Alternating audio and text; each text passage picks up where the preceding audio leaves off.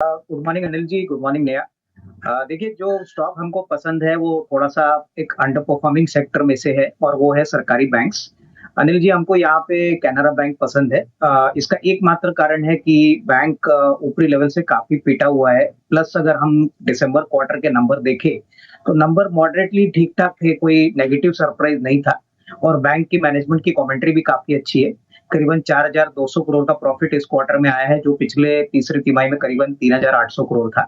पिछले साल बैंक ने करीबन 15,000 करोड़ का प्रॉफिट कमाया था और हमको लगता है कि पूरे साल यानी एफवाई 25 को अगर हम चौथे क्वार्टर का भी असम्पशन ले लें, तो करीबन साढ़े 16-17,000 का प्रॉफिट इस साल आएगा। मुझे लगता है कि देखिए इस बैंक में अगर हम साइज़ देखें तो थर्ड लार्जेस्ट बैंक है प्लस एसेट क्वालिटी अभी ठीक-ठाक हो चुकी है। आरओई जो काफ़ी इम्पोर्टेंट होता है बैंकों के लिए, वो करीबन 15% के ऊपर है। प्लस इनके काफ़ी सब्सिडीज़ है, जैसे कैनफिन होम्स है, कैनरा बैंक की एएमसी भी है, तो मुझे लगता है कि कहीं न कहीं वैल्यू काफ़ी सिग्निफिकेंट है। तो यहाँ पे मैं समझता हूँ कि अगर अगले साल की बात करें 6 टू 12 मंथ्स का नज़रिया लें, तो पूरी तरह से बॉटम आउट हुआ है। ज़्यादा से ज़्यादा मुझे लगता है कि अगर नीचे स्टॉक जाता है तो 75-80 में स्टॉक स्टेबलाइज़ होना चाहिए और लार्ज बैंक होने के कारण मुझे लगता है कि काफ़ी डैमेज प्राइस में ऑलरेडी हो चुका है। तो यहाँ पे करीबन 125-130 का एक फेयर वैल्यू पकड़ के यहाँ पे खरीदने का मौका मिल सकता है। थोड़ा-सा स्लो मूवर ज़रूर है, लेकिन मुझे लगता है कि इस लेवल से डाउनसाइड रिस्क काफ़ी कम है। लग रहा है कि यार देखिए कमर्शियल व्हीकल सेक्टर में जिस प्रकार का डाउनटर्न आ गया है, गवर्नमेंट भी कोशिश कर रही है कि इंफ्रास्ट्रक्चर पे ज़्यादा से ज़्यादा फोकस रखे और श्रीराम फाइनेंस ज़्यादातर जो सेकंड हैंड सेल की ट्रक्स होती है, वहाँ पे ज़्यादा एक्टिव होती है। तो रूरल इंडिया में जिस प्रकार का ग्रोथ एक्सपेक्टेड है, प्लस जिस प्रकार से अभी फाइनेंसिंग थोड़ा-सा सस्ता होने की एक्सपेक्टेशन आगे भी लग रही है, इसका बेनिफिट डेफिनिटली श्रीराम फाइनेंस को मिलना चाहिए। मुझे लगता है कि हो सकता है कि अप्रैल टू का जून का जो क्वार्टर होगा वो शायद एक बेहतरीन क्वार्टर हो सकता है क्योंकि जो भी इंटरेस्ट कट आरबीआई ने अनाउंस किया है, इसका बेनिफिट ग्राउंड लेवल पे पहुँचने के लिए, वॉल्यूम्स को बढ़ाने के लिए शायद आपको एक आध क्वार्टर और वेट करना पड़े। बट मोर और लेस प्राइस में ऑलरेडी थोड़ा बहुत पॉजिटिविटी दिख रही है। प्राइस मोर और लेस ऊपरी लेवल से काफ़ी पिटा हुआ है। तो ये स्टॉक डेफिनिटली अगले 12-15 महीने का अगर कोई टाइम फ्रेम लेता है, तो डेफिनिटली एक अच्छा रिस्क रिवॉर्ड मिलने की पॉसिबिलिटी रहेगी। नहीं, मेरे ख्याल से देखिए इस दवा का क्या मार्केट पोटेंशियल है, ये पहले तो मैनेजमेंट के पॉइंट ऑफ व्यू से समझना पड़ेगा, बट ओवरऑल मुझे लगता है कि न्यूज़ फ्लो पॉजिटिव है। अगर इनको मंजूरी मिली है, तो इसका मतलब जो भी टेक्निकलिटीज़ है, वो उन्होंने सक्सेसफुली कमीशन कर दी है। मुझे लगता है कि देखिए नंबर्स में ये रिफ्लेक्ट होने के लिए थोड़ा समय लगेगा, बट डेफिनिटली आई थिंक आज के सत्र में हो सकता है कि थोड़ा-सा एक माइल्ड बाउंस आपको सुबह के सत्र में देखने को मिले। डेफिनेटली न्यूज़ पॉजिटिव है बट मैनेजमेंट कमेंट्री और इसका क्या मार्केट पोटेंशियल है और इसको किस प्रकार से कंपनी कैपिटलाइज़ करना चाहेगी, वो मेरे ख्याल से मार्केट में थोड़ा-सा इंतज़ार रहेगा। तो ओवरऑल नेट-नेट पॉजिटिव ही है। जैसे कार्बोरंडम इंडिया का सबसे बड़ा एग्रेसिव प्लेयर है और मुरुगप्पा का ग्रुप की पेरेंट कंपनी है। देखिए नंबर्स तो डेफिनिटली आने वाले 1-2 क्वार्टर्स के लिए थोड़े से सॉफ्ट ही रहेंगे क्योंकि ये एब्रेसिव का जो बिज़नेस होता है, वो ज़्यादातर इकोनॉमी रिलेटेड होता है। और मुझे लगता है कि जिस प्रकार का क कटबैक हमने आईआईपी ग्रोथ में देखा है, जीडीपी ग्रोथ में देखा है, जो मैन्युफैक्चरिंग सेक्टर है, वहाँ पे काफ़ी स्लो डाउन देखा है। तो उस पॉइंट ऑफ व्यू से मुझे लगता है कि कहीं न कहीं थोड़ा-सा 1 आध 2 क्वार्टर के लिए कंपनी अंडर परफॉर्म करेगी। लेकिन फंडामेंटली अगर लंबी अवधि की बात करें तो डेफिनिटली इन्होंने काफ़ी बड़े अनाउंसमेंट्स किए थे कि सेमीकंडक्टर के लिए भी ये रॉ मटेरियल्स बनाने वाले हैं। प्लस काफ़ी ऐसे इंडस्ट्रीज़ हैं जो नीश प्लेयर्स हैं, वहाँ पे ये काम करते हैं। तो मुझे लगता है कि देखिए जिनका शॉर्ट टर्म नज़रिया है इसमें डेफिनिटली एंटर ना करें, क्योंकि हो सकता है कि जनवरी टू मार्च का क्वार्टर भी इनका थोड़ा-सा सॉफ्ट और खराब ही रहेगा और जो भी इम्प्रूवमेंट आना है वो मेरे ख्याल से सेकंड क्वार्टर ऑफ एफवाई 26 से ही हुआ क्योंकि तब तक इकोनॉमी में थोड़ा-सा बदलाव अगर सुधार आता है, तो ही ऐसी कंपनीज़ को बेनिफिट मिलेगा। तो तब तक होल्ड करें, फ्रेश निवेश की कोई राय नहीं है। नहीं, मेरे ख्याल से देखिए अनिल जी हॉस्पिटल स्पेस में किम्स से काफ़ी वेल नोन और काफ़ी लार्ज प्लेयर है।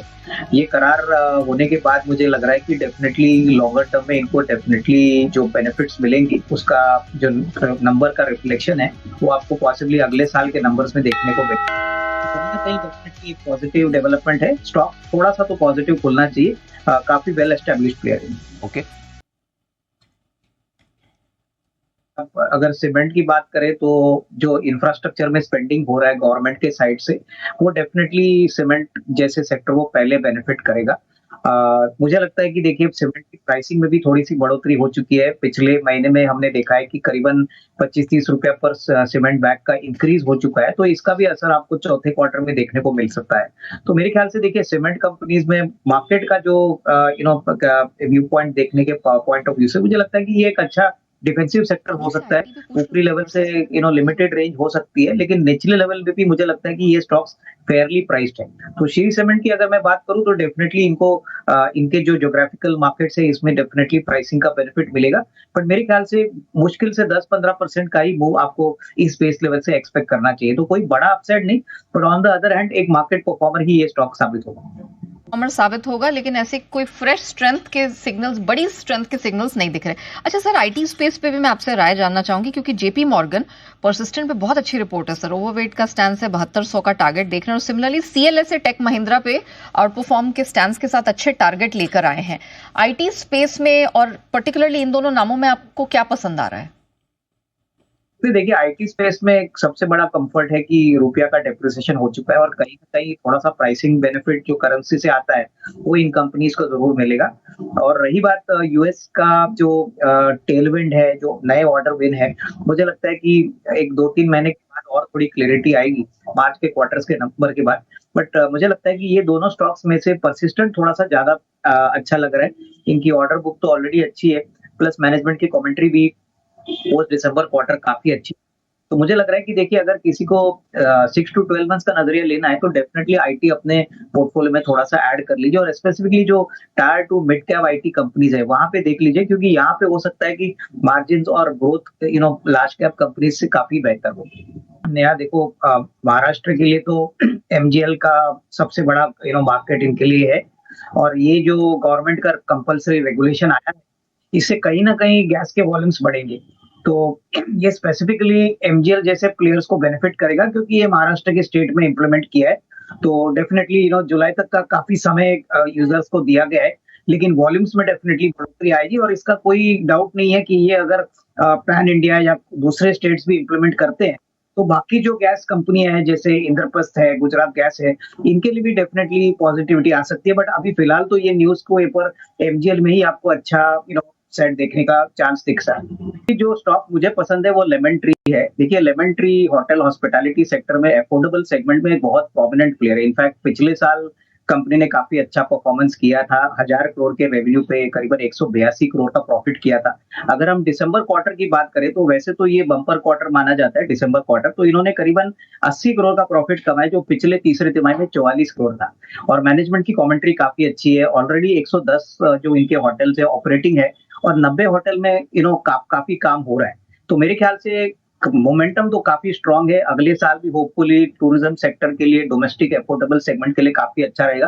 तो 125 में अभी जो स्टॉक चल रहा है मेरे ख्याल से ये अच्छा मौका है इसको एक्यूमुलेट करने के लिए। अगर 6 से 12 महीने की अवधि के लिए कोई लेता है तो मुझे लगता है कि 160 165 का एक फेयर वैल्यू जरूर बन सकता है। अच्छी क्वालिटी कंपनी है, बड़े निवेशक भी इसमें एंट्री कर रहे हैं। तो ये मेरी तरफ से 10 की कमाई है।